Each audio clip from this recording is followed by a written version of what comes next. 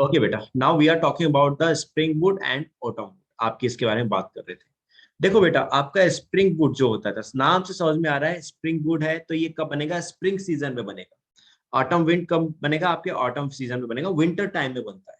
ठीक है, अब आप देखना यहाँ पे, ये आपका सबसे पहले ये स्प्रिंग वुड दिखा रखा है यहाँ पे इस डायग्राम में। स्प्रिंग वुड कैसा है? लाइट वाइडर सर्किल है, यानी लाइट कलर का है और काफी चौड़ा पार्ट होता है। और कब बन रहा है? ड्यूरिंग स्प्रिंग सीजन बन रहा है। It is form during spring season. ठीक है, स्प्रिंग सीजन में कब? क्योंकि स्प्रिंग सीजन में क्या होता था, आपका जो कैम्बियम है, स्प्रिंग सीजन के टाइम पे जो कैम्बियम होता है बेटा, ये ज्यादा एक्टिव होता है, क्योंकि कंडीशन काफी फेवरेबल है, काफी पानी है, काफी अच्छे खासा क्लाइमेट है, मौसम टेम्परेचर बहुत अच्छा है। सो आपका कैम्बियम जो है काफी ज्यादा एक्टिव हो जाता है और ये ज्यादा रैपिडली डिवीजन करता है। तो cambium is more active, that will be more active. ये स्प्रिंग टाइम की बात कर रहे हैं। ठीक है, स्प्रिंग टाइम में आपका कैम्बियम ज्यादा एक्टिव है। जब ये ज्यादा एक्टिव है तो ये क्या बनाएगा? That will form more xylem elements. ठीक है, जाइलरी बोल सकते हो या यू कैन से जाइलम एलिमेंट्स, इनकी फॉर्मेशन ये करेगा। और इन जाइलरी एलिमेंट्स में क्या होंगे? That have vessels. जो जाइलम के अंदर आपने वेसल्स पढ़ी थी, ये उसमें प्रेजेंट होती है, दैट इज।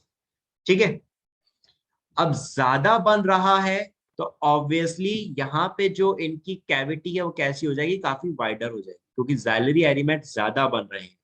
अब ये ज्यादा बनेंगे बच्चों, तो आप खुद सोचो, एक जाइलरी एलिमेंट ये बन रहा है, ये बन रहे हैं, तो ये जितना ज्यादा बनेंगे, इनके बीच का गैप जो है, इनके बीच की जो कैविटी है, वो उतनी ही ज्यादा होगी। बात समझ में आई सभी को ये वाली?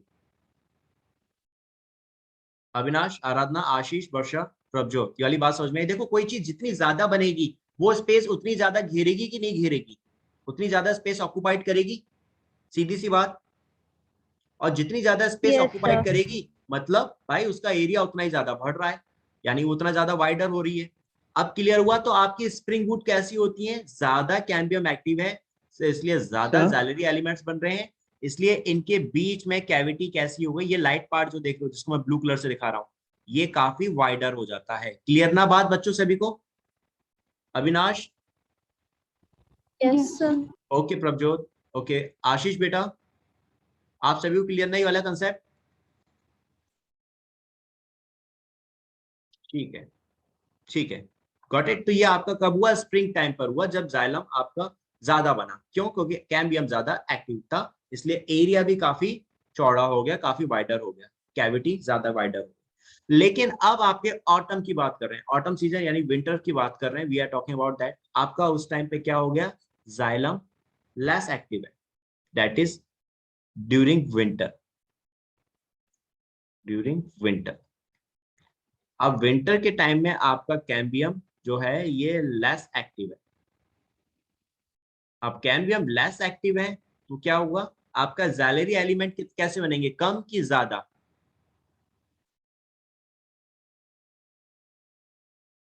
कम सर। कम बनेंगे, right? They have a less. तो आपका लेस एक्टिव है, तो यहाँ पे जाइलरी एलिमेंट्स भी कम बने। ठीक है, जाइलरी एलिमेंट्स कम बने, तो इसके अंदर जो वेसल्स थी, इनके अंदर जो वेसल्स बनी, इन वेसल्स की कैविटी कैसी थी? दैट इज कम थी, लेस बनी। यहाँ पे वेसल कैविटी कैसी है? ज्यादा है, जब स्प्रिंग सीजन की बात करी थी। अब आप सेम इस चीज को यहाँ देखो, ऑटम वुड में क्या लिखा है? Dark narrow circle. अब मुझे एक चीज बताओ, जब आप इस लाइन को देखोगे, यहाँ पे एरिया कम है, कैविटी कम है, यानी बहुत ज्यादा कंप्रेस्ड हो रहे हैं, एक दूसरे से बहुत टाइटली अरेंज्ड हैं सेल्स, बहुत ज्यादा कंप्रेस्ड हो रहे हैं।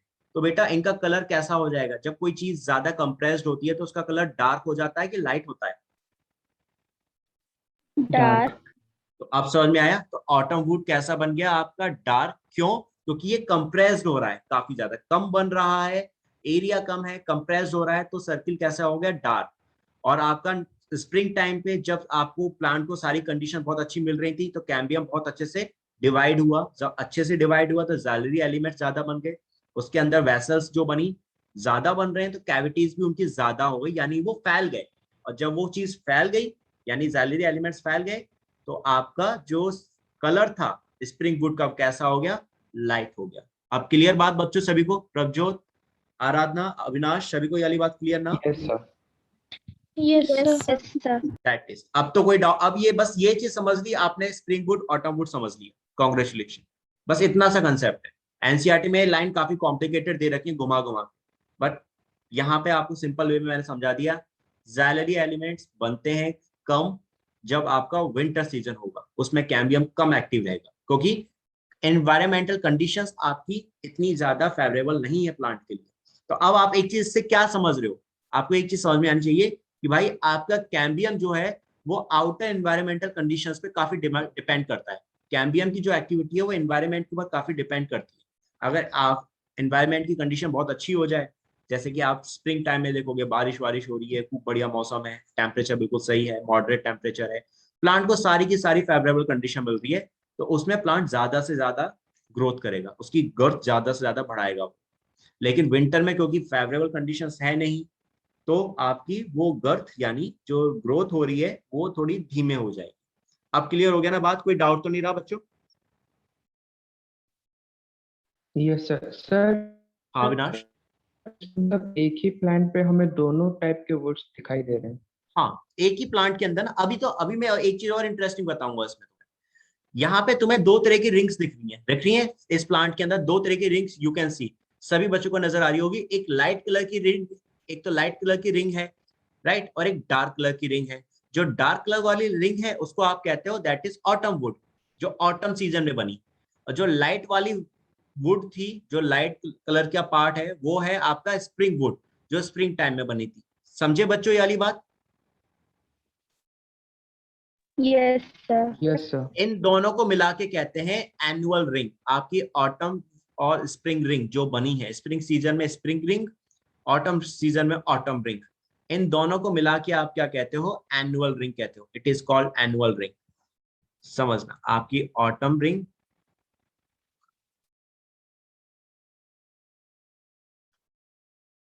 है ना, प्लस आपकी स्प्रिंग रिंग,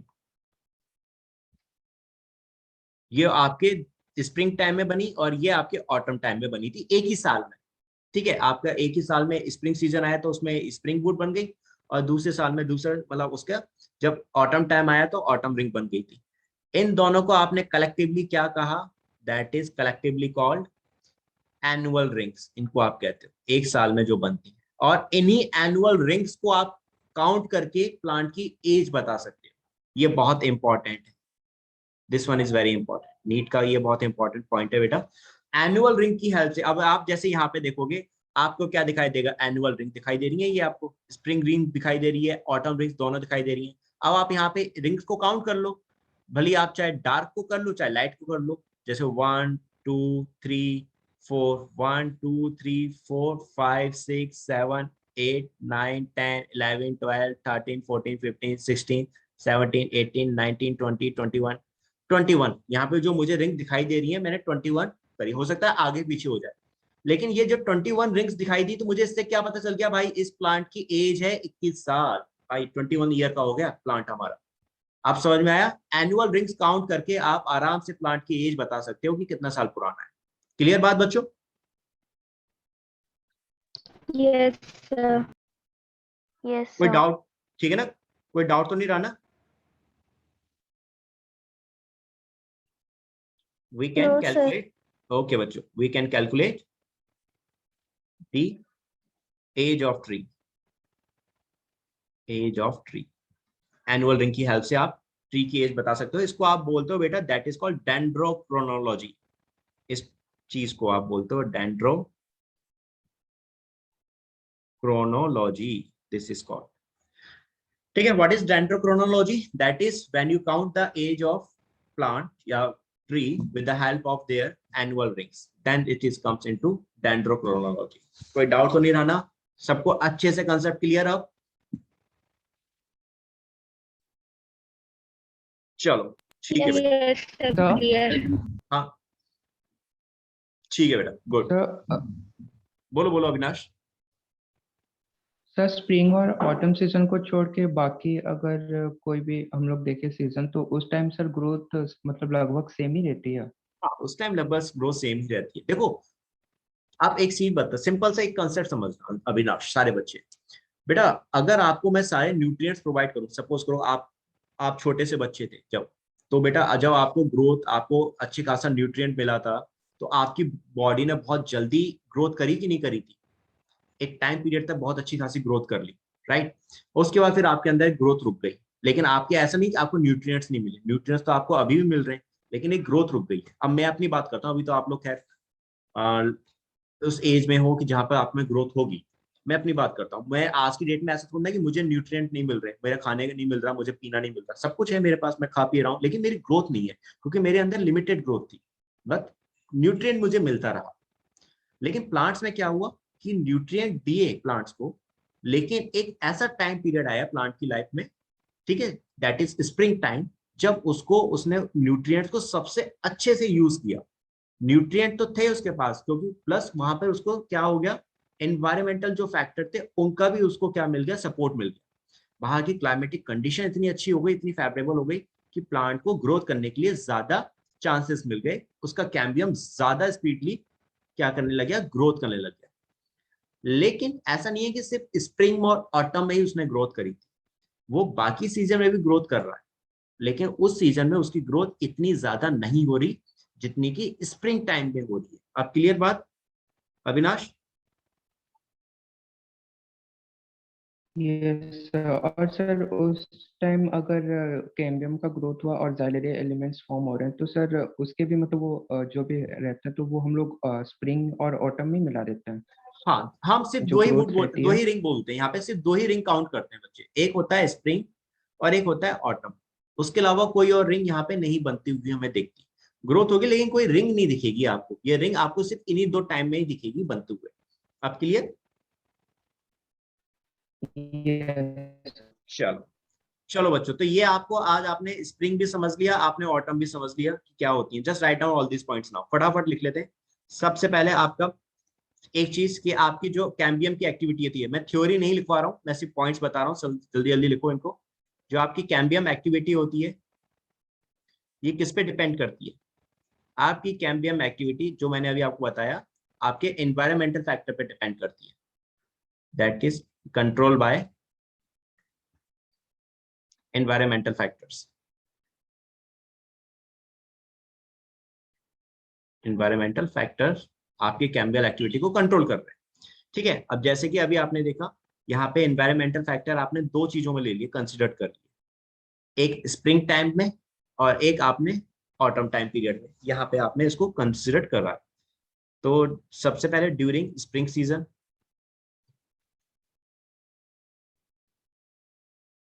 स्प्रिंग सीजन में क्या हुआ बच्चों आपका, दैट इज कैम्बियम ज्यादा एक्टिव था स्प्रिंग सीजन में,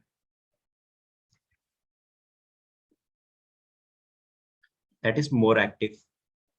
ऊपर जो पॉइंट्स लिखे थे वही वाली बात यहाँ रिपीट कर रहा हूँ, आपका कैम्बियम ज्यादा एक्टिव है। कैम्बियम ज्यादा एक्टिव था, एज ए रिजल्ट क्या हुआ, आपके जाइलरी एलिमेंट ज्यादा बने।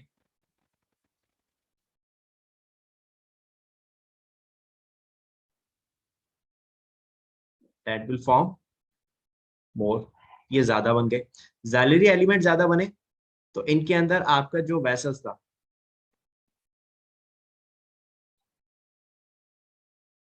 इन वेसल्स की कैविटीज कैसी हो गई, इनकी कैविटीज हो गई वाइडर, क्योंकि ज्यादा बन रहे हैं तो ज्यादा एरिया घेरेंगे, ज्यादा एरिया घेरेंगे तो ऑब्वियसली इनका कलर फिर कैसा होता चलेगा, लाइट होता चले जाएगा।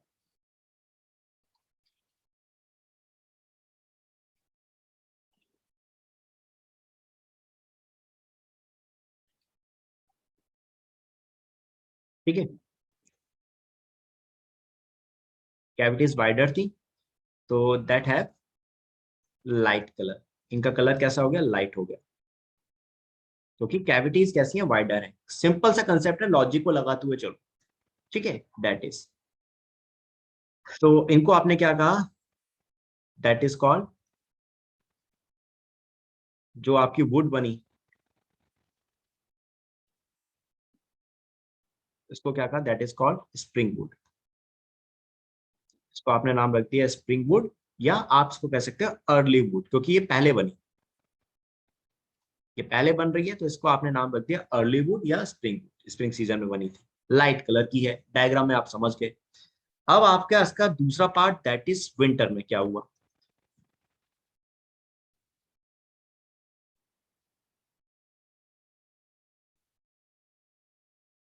और विंटर के टाइम में आपका कैम्बियम ज्यादा एक्टिव नहीं है,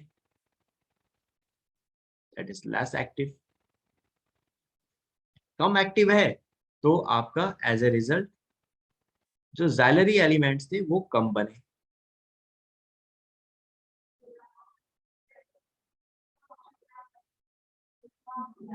ये कम बन रहे हैं आपके, लेस बन गए, जाइलरी एलिमेंट्स कम बने, तो इसके अंदर जो वेसल्स थी इनकी कैविटीज कैसी हो गई, नैरो हो गई। अब नैरो कैविटी है यानी बहुत कम जगह में प्रेजेंट है, सेल्स एक दूसरे के बहुत पास प्रेजेंट है, बहुत कंप्रेस्ड है, तो इनका कलर कैसा हो गया, डार्क हो गया, दैट है डार्क कलर। अब डार्क कलर है तो यहाँ पे जो वुड बनी इसको आपने क्या नाम रख दिया, ऑटम वुड या late wood, that is called autumn wood या यू कैन से लेट। कोई डाउट बच्चों? अब तो कंसेप्ट समझ में आ गया, व्हाट इज लाइट, वो what is spring and what is autumn wood, right? Yes. शाबाश। एंड नाउ आपकी जो ये वुड बनी है स्प्रिंग और ऑटम वुड्स, इनमें जो ये रिंग्स प्रेजेंट है इनको आपने कहा एनुअल रिंग्स। तो यहाँ पे that is the two kinds of rings, the two, एक second, the two kinds of wood that appear as a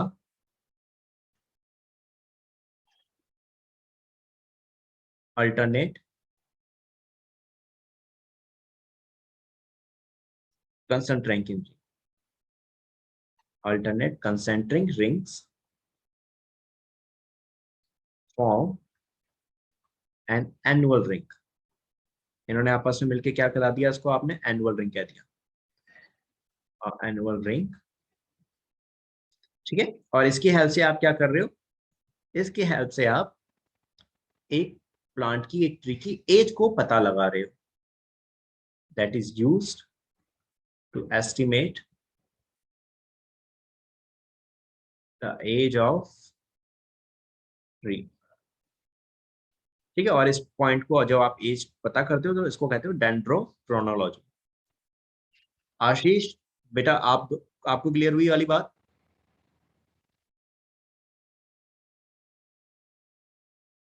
Ashish is not here, okay. Prabhjot, is it clear to you? Yes, sir. ठीक है, तो done बच्चों, ये हो गया आपका आज का, ठीक है। ये वाली पॉइंट सैप आपका समझा दिया, what is autumn and what is spring would. बेटा ये लिख लिया आप लोगों ने सभी ने? Yes, sir. Okay, Yes, Prabhjot, sir. वर्ष, चलो अविनाश, डन। चलो बेटा अब आ जाओ नाउ नेक्स्ट टॉपिक पे, ये भी आपका इंपॉर्टेंट टॉपिक है। अब हम बात करेंगे, एक और वुड होती है that is called heartwood, and then it is दूसरी जो है sapwood. Now we will talk about this heartwood and sapwood.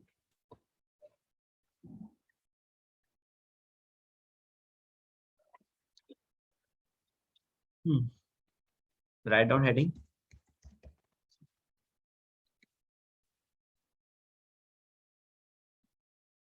and sapwood।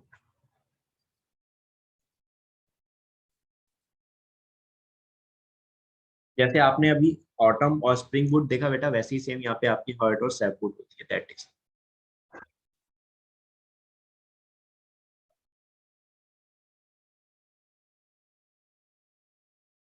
Let me show the diagram first।